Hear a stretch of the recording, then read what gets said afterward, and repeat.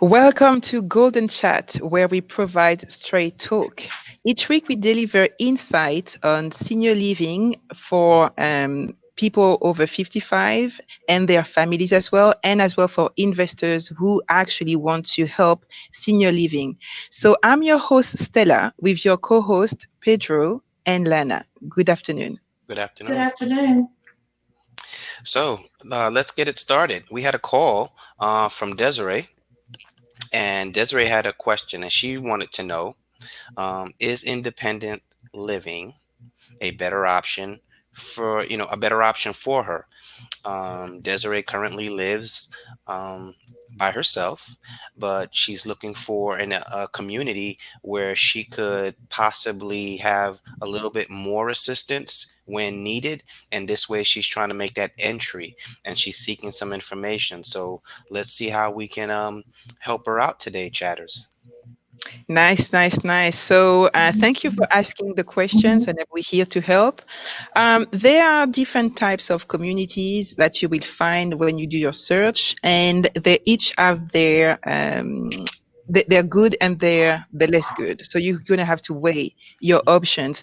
The first one is the continuing care retirement communities, where you have independent living, assisted living, and as well nursing home. So in that community, the good advantage for you and for anyone else is to be able to age in place. So where you start with independent living could be a cottage, a house, it could be an apartment, or it could be the type of facility where you're going to have services provided to you, as in meal and transportation and anything like that.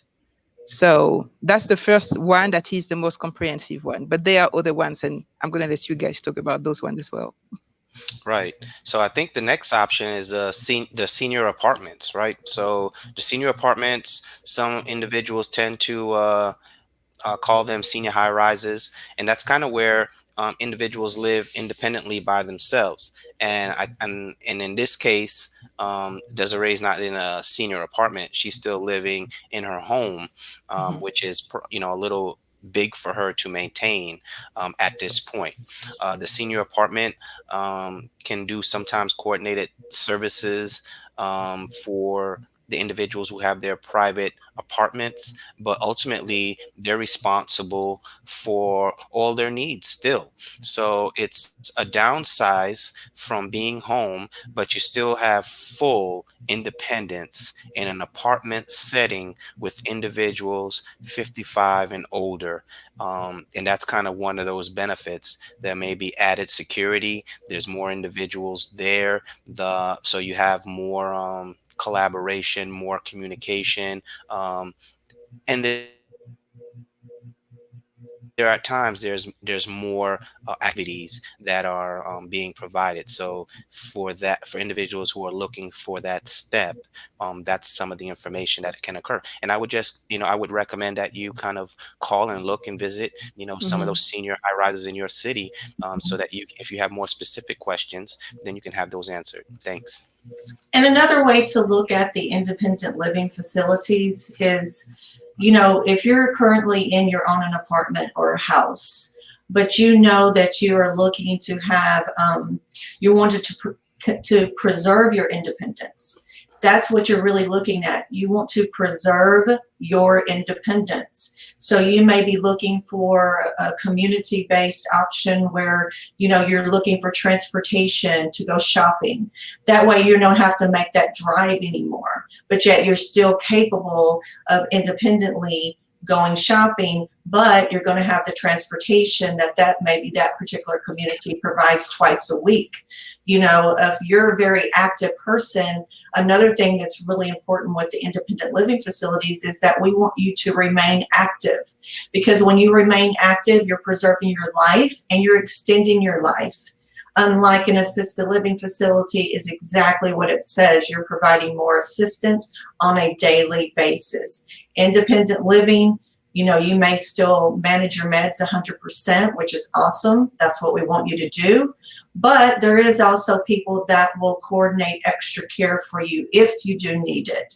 So it's not like they can't bring in that private care or they cannot provide extra care to you, but usually that's at an extra cost. It's different when you're in an assisted living facility. So I just like to look at independent as a way to preserve that senior independence as long as possible. And with and there's Yeah. those Oh, go options ahead. for, and I'm sorry, there's other options of it independent Mhm. living. So it's not necessarily totally independent. There are some Mhm. coordinated services that could be Correct. added based on the Mhm. location of the building and the location of the Mhm. facility. Correct. Yeah. Yeah, and one of the models that you have as well for independent living is what they call Mhm. co-living. So you can have them in the big buildings, apartment buildings, or in residential settings. So in those facilities, it's kind of closer to what you may find in assisted living, where everything is done for you. So the meals are done for you, as Pedro was saying, and Lana as well, they coordinate the services, whether it's Mhm. cleaning, whether it's housekeeping, Mhm. whether it's maintenance of the home. So you have Mhm. access to all of that. And the added value to that is a social engagement because you're not being by yourself.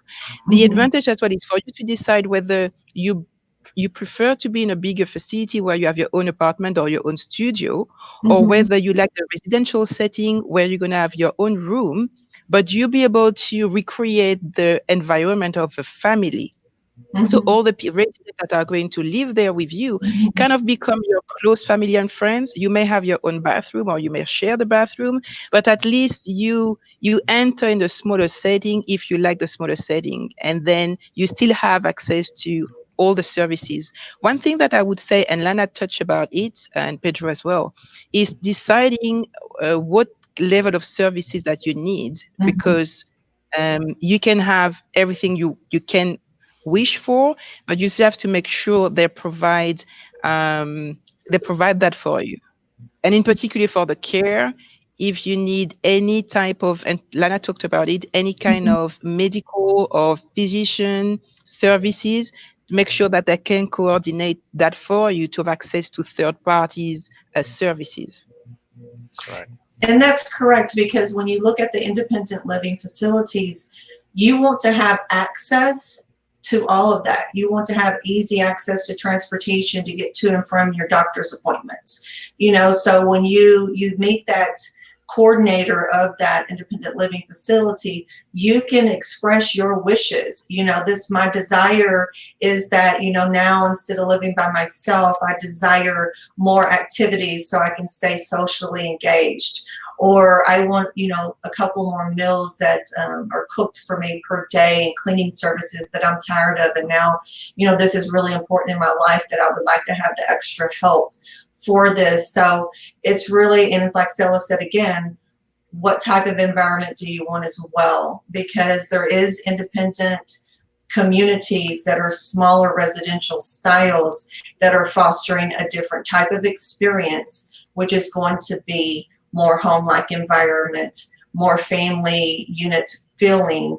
And so you have to look at it. What is it that you desire? What is it that would make you really, really happy? And, everyone may have to, sometimes they move into a place, maybe it doesn't work for them, and then they figure out they need a little bit more care, or they would like a smaller setting. Um, but that's the good thing. You're not under any lock and key, you're not under any major contract. So when you come into these facilities, it'll take a while to transition, but you see what you really need and what your wants and what your desires, and that will help you kind of establish that particular living environment that you want. Yeah, and for those of you who may be on a budget and you still can have Mhm. access to those services. Now, Pedro, there are many services that are available to them, and in particular for meals. And we were talking about one of them. If you want to expand on that, Pedro? So there's also federally funded programs, such as Meals on Wheels, that can provide meals to individuals who are in these individual settings. So Mhm. it's a qualifying program. An application, of course, needs to happen, but it's again just notifying, calling the Meals and Wheels in your city and starting that process. If you have a doctor, Lana touched on this. However, I just want to just say, if you do have a doctor that you're visiting currently, it's important that you ask the doctor, to inform the doctor that you're looking at a transition, and see if that doctor is a visiting doctor, because that's going to be something, that's information that you'll need. You may also want to contact your insurance to see if they have a provision in there, because the services when it comes to medical are really going to be through your healthcare provider and not with the establishment in which you're living. So it's important that Mhm. know that specifically it's with your current insurance carrier. Mhm. That's a good point, Pedro, because there's a lot of information, and it can become overwhelming to individuals. So we appreciate her question that she had, and we're definitely here to help facilitate any problems that you may have, or answer any questions that you may have, because it is a very difficult time and the transition can be hard. So please send us your questions by calling us at 407-794-7277, or just send us an email at hello@easierlivingforyou.com. Find all of our previous podcasts on www.easierlivingforyou.com. And we appreciate all your questions. And once again, we are here to help.